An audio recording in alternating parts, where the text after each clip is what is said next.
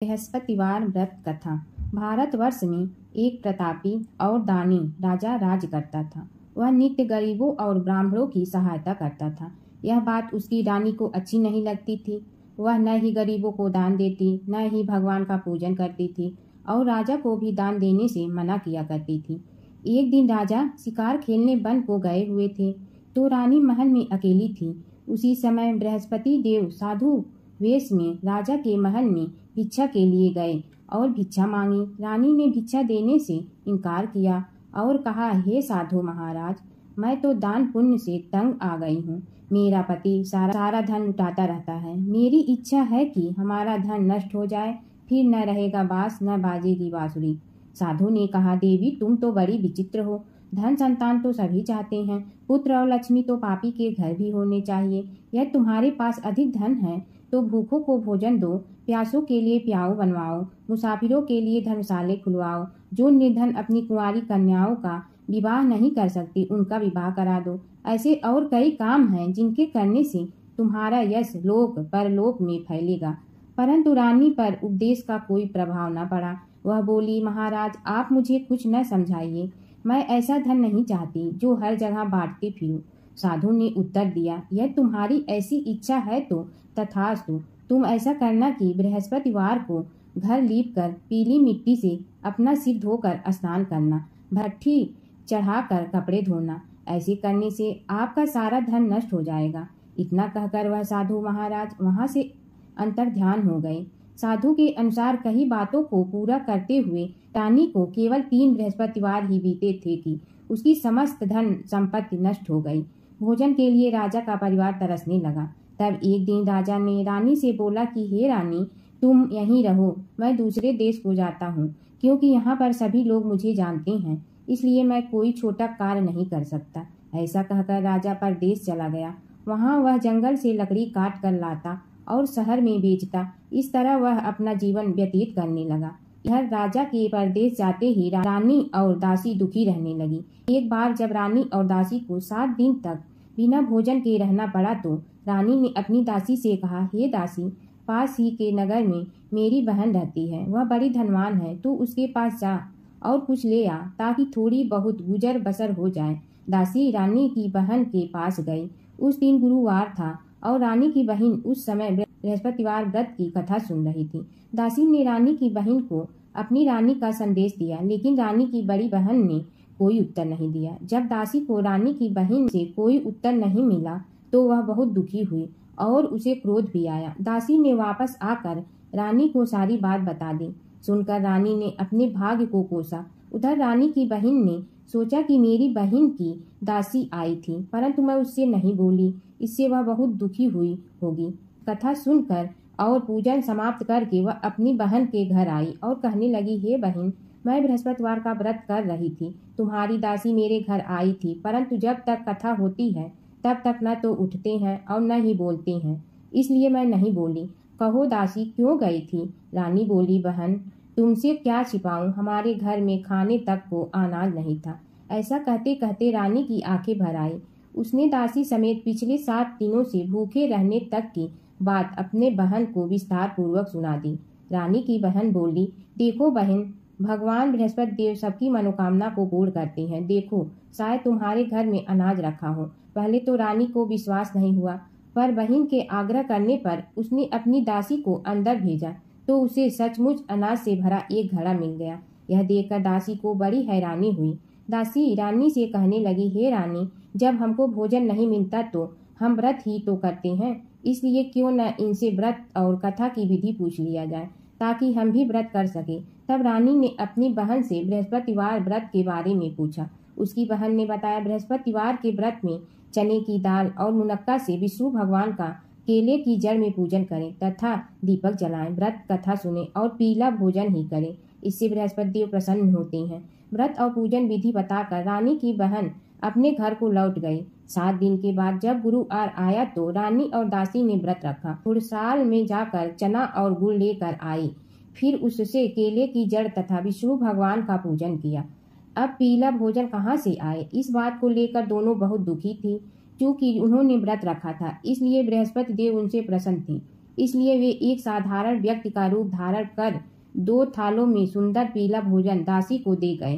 भोजन पाकर दासी प्रसन्न हुई और फिर रानी के साथ मिलकर भोजन ग्रहण किया।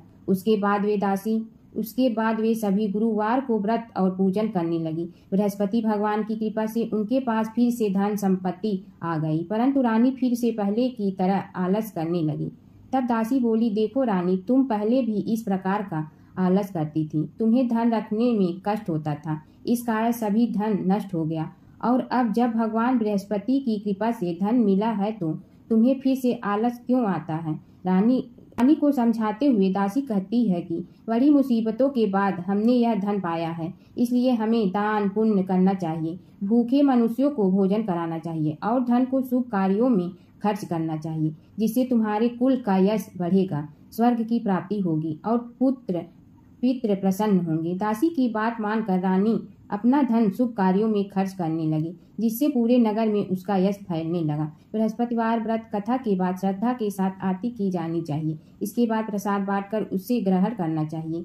एक दिन राजा दुखी होकर जंगल में एक पेड़ के नीचे आसन जमा कर बैठ गया। वह अपनी दशा को याद करके व्याकुल होने लगा। बृहस्पतिवार का दिन था। एकाएक उसने देखा कि निर्जन वन में एक साधु प्रकट हुआ। वह साधु भेष में स्वयं बृहस्पति देवता थी। लकड़हारे के सामने आकर बोले, हे लकड़हारे, इस सुनसान जंगल में तू चिंतामग्न क्यों बैठा है। लकड़हारे ने दोनों हाथ जोड़कर प्रणाम किया और उत्तर दिया, महात्मा जी, आप सब कुछ जानते हैं, मैं क्या कहूँ। यह कहकर रोने लगा और साधु को अपनी आत्मकथा सुनाई। महात्मा जी ने कहा, तुम्हारी स्त्री ने बृहस्पति के दिन बृहस्पति भगवान का निरादर किया है, जिसके कारण रुष्ट होकर उन्होंने तुम्हारी यह दशा कर दी है। अब तुम चिंता को दूर करके मेरे कहने पर चलो तो तुम्हारे सब कष्ट दूर हो जाएंगे और भगवान पहले से भी अधिक संपत्ति देंगे। तुम बृहस्पति के दिन कथा किया करो, 2 पैसे चना मुनक्का लाकर उसका प्रसाद बनाओ और शुद्ध जल से लोटे में शक्कर मिलाकर अमृत तैयार करो। कथा के पश्चात अपने सारे परिवार और सुनने वाले प्रेमियों में अमृत व प्रसाद बांटकर आप भी ग्रहण करो। ऐसा करने से भगवान तुम्हारी सब मनोकामनाएं पूरी करेंगे। साधु के ऐसे वचन सुनकर लकड़हारा बोला, हे प्रभु, मुझे लकड़ी बेचकर इतना पैसा नहीं मिलता जिससे भोजन के उपरांत कुछ बचा सकूं। मैंने रात्रि में अपनी स्त्री को व्याकुल देखा है, मेरे पास कुछ भी नहीं जिससे मैं उसकी खबर मंगा सकूं। साधु ने कहा, हे लकड़हारे, तुम किसी बात की चिंता मत करो। बृहस्पति के दिन तुम रोजाना की तरह लकड़ियां लेकर शहर को जाओ। तुमको रोज से दुगना धन प्राप्त होगा, जिससे तुम भली भांति भोजन कर लोगे तथा बृहस्पति देव की पूजा का सामान भी आ जाएगा। इतना कहकर साधु अंतर ध्यान हो गया। धीरे धीरे समय व्यतीत होने पर फिर वही बृहस्पतिवार का दिन आया। लकड़हारा जंगल से लकड़ी काट कर किसी शहर में बेचने गया। उसे उस दिन और दिन से अधिक पैसा मिला। राजा ने चना गुड़ आदि लाकर गुरुवार का व्रत किया। उस दिन से उसके सभी क्लेश दूर हुए, परंतु जब दोबारा गुरुवार का दिन आया तो बृहस्पतिवार का व्रत करना भूल गया। इस कारण बृहस्पति भगवान नाराज हो गए। उस दिन उस नगर के राजा ने विशाल यज्ञ का आयोजन किया तथा शहर में यह घोषणा करा दी कि कोई भी मनुष्य अपने घर में भोजन न बनावे, न आग जलावे, समस्त जनता मेरे यहाँ भोजन करने आवे। इस आज्ञा को जो न मानेगा उसे फांसी की सजा दी जाएगी। इस तरह की घोषणा संपूर्ण नगर में करवा दी गई। राजा की आज्ञा अनुसार शहर के सभी लोग भोजन करने गए, लेकिन लकड़हारा कुछ देर से पहुंचा, इसलिए राजा उसको अपने साथ घर लिवा ले गए और ले जाकर भोजन करा रहे थे तो रानी की दृष्टि उस खुटी पर पड़ी जिस पर उसका हार लटका हुआ था। वह वहां पर दिखाई नहीं दिया। रानी ने निश्चय किया कि मेरा हार इस मनुष्य ने चुरा लिया है। उसी समय सिपाहियों को बुलाकर उसको कारागार में डलवा दिया। जब लकड़हारा कारागार में पड़ गया तो बहुत दुखी होकर विचार करने लगा कि न जाने कौन से पूर्व जन्म के कर्म से मुझे यह दुख प्राप्त हुआ है, और उसी साधु को याद करने लगा जो कि जंगल में मिला था। उसी समय तत्काल बृहस्पति देव साधु के रूप में प्रकट हुए और उसकी दशा को देखकर कहने लगे, अरे मूर्ख, तूने बृहस्पति देव की कथा नहीं करी, इस कारण तुझे दुख प्राप्त हुआ है। अब चिंता मत कर, बृहस्पतिवार के दिन कारागार के दरवाजे पर 4 पैसे पड़े मिलेंगे, उनसे तू बृहस्पति देव की पूजा करना, तेरे सभी कष्ट दूर हो जाएंगे। बृहस्पति के दिन उसे 4 पैसे मिले। लकड़हारे ने कथा कही। उसी रात्रि को बृहस्पति देव ने उस नगर के राजा को स्वप्न में कहा, हे राजा, तुमने जिस आदमी को कारागार में बंद कर दिया है वह निर्दोष है, वह राजा है, उसे छोड़ देना। रानी की हार उसी खुटी पर लटका है। अगर तू ऐसा नहीं करेगा तो मैं तेरे राज्य को नष्ट कर दूंगा। इस तरह रात्रि के स्वप्न को देखकर राजा प्रातः काल उठा और खुटी पर हार देखकर लकड़हारे को बुलाकर क्षमा मांगी तथा लकड़हारे को योग सुंदर वस्त्र आभूषण देकर विदा कर दिया। बृहस्पति देव की आज्ञा अनुसार लकड़हारा अपने नगर को चल दिया। राजा जब अपने नगर के निकट पहुंचा तो उसे बड़ा आश्चर्य हुआ। नगर में पहले से अधिक बाग, तालाब, कुएं तथा बहुत सी धर्मशाला, मंदिर आदि बन गई है। राजा ने पूछा, यह किसका बाग और धर्मशाला है? तब नगर के सब लोग कहने लगे, यह सब रानी और बादी की हैं। तो राजा को आश्चर्य हुआ और गुस्सा भी आया। जब रानी ने यह खबर सुनी कि राजा आ रहे हैं तो उन्होंने बादी से कहा कि हे दासी, देख राजा हमको कितनी बुरी हालत में छोड़ गए थे। हमारी ऐसी हालत देखकर वह लौट न जाए, इसलिए तू दरवाजे पर खड़ी हो जा। आज्ञा अनुसार दासी दरवाजे पर खड़ी हो गई। राजा आए तो उन्हें अपने साथ लिवा लाई। तब राजा ने क्रोध करके अपनी रानी से पूछा कि यह धन तुम्हें कैसे प्राप्त हुआ है? तब उन्होंने कहा, हमें यह सब धन बृहस्पति देव के इस व्रत के प्रभाव से प्राप्त हुआ है। राजा ने निश्चय किया कि 7 रोज बाद तो सभी बृहस्पति देव का पूजन करते हैं, परंतु मैं प्रतिदिन दिन में 3 बार कहानी तथा रोज व्रत किया करूंगा। अब हर समय राजा के दुपट्टे में चने की दाल बंधी रहती तथा दिन में 3 बार कहानी कहता। एक रोज राजा ने विचार किया कि चलो अपने बहन के यहाँ हो आवें। इस तरह निश्चय कर राजा घोड़े पर सवार हो अपने बहन के यहाँ को चलने लगा। मार्ग में उसने देखा कि कुछ आदमी एक मूर्ति को लिए जा रहे हैं। उन्हें रोक कर राजा कहने लगा, अरे भैया, मेरी बृहस्पतिवार की कथा सुन लो। वे बोले, लो, हमारा तो आदमी मर गया है, इसको अपनी कथा की पड़ी है। परंतु कुछ आदमी बोले, अच्छा कहो, हम तुम्हारी कथा भी सुनेंगे। राजा ने दाल निकाली और जब कथा आधी हुई थी कि मुर्दा हिलने लग गया और जब कथा समाप्त हो गई तो राम राम करके मनुष्य उठकर खड़ा हो गया। आगे मार्ग में उसे एक किसान खेत में हल चलाता मिला।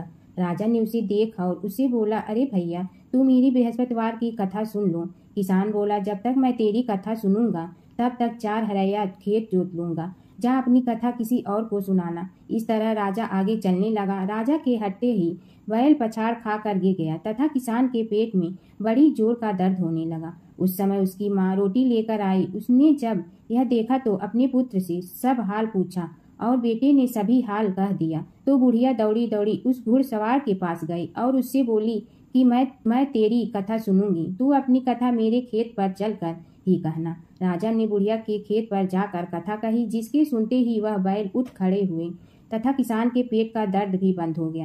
राजा अपनी बहन के घर पहुंचा। बहन ने भाई की खूब मेहमानी की।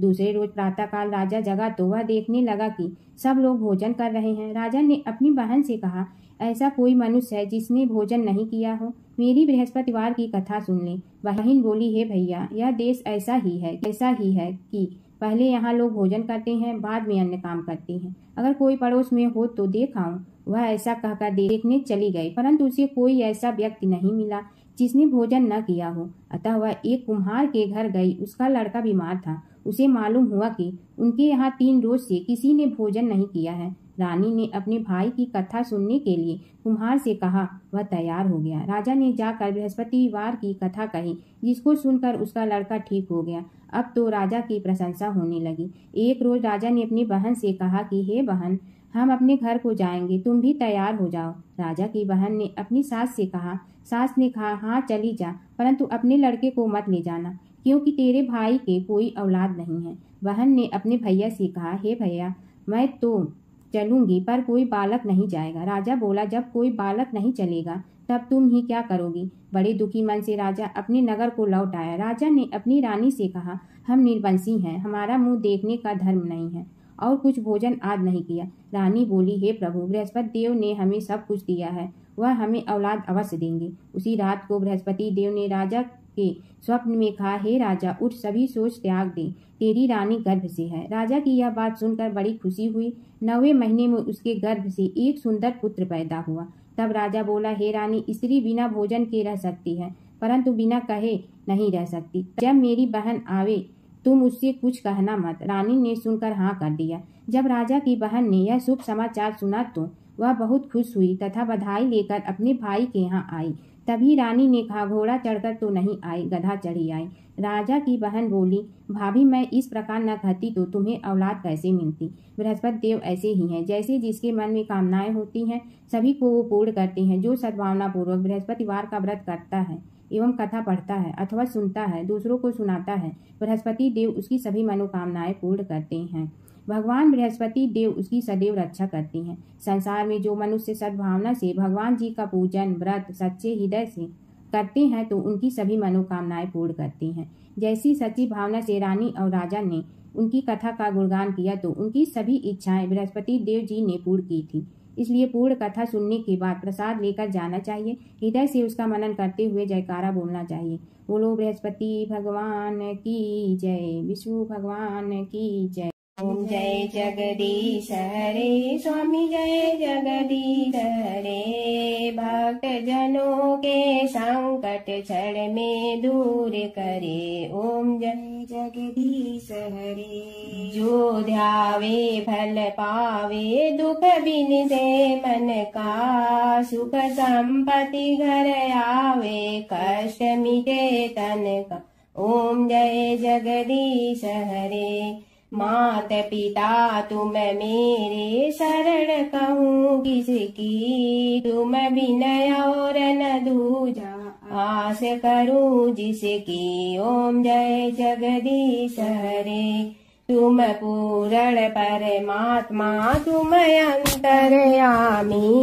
पार ब्रह्म परमेश्वर तुम सबके स्वामी। ओम जय जगदीश हरे। तुम बिंदा के सागर तुम पालन करता। मैं मूर्ख कल काम कृपा करो भरता।